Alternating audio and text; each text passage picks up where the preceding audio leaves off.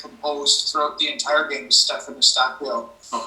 From your perspective, what makes him just such a valuable part of this team, especially on nights like this where it did seem pretty frenetic at times? Well, I think, again, that particularly the second half, we just made those little tactical adjustments to try and roll him out into pockets of spaces where he could feel the ball.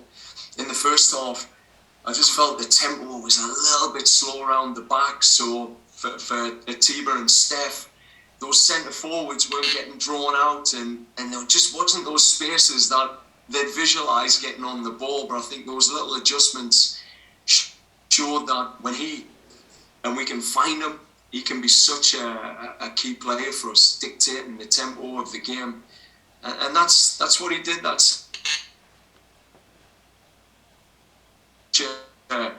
a cool, calm, collected guy, and he has that warrior spirit, as you see him with the continual fighting for a small guy. Yeah, he's right in that fight. Thank you. We'll go to John Molinaro next.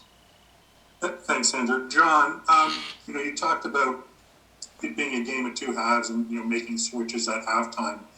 I'm just wondering, how much did the introduction of Junior Hoylett for Tajon Buchanan tip things in? Yeah, look, first off, we couldn't exploit that width. I mean, we were, looking at playing a zonal 4-4-2, quite a narrow structure, but they did a good job of just loosening the fullbacks up and then doubling up against, both Fonzie and Tajon. So it was, after the first 15 minutes, I thought they adapted really well to that, and then we just couldn't get the tempo of that ball circulating.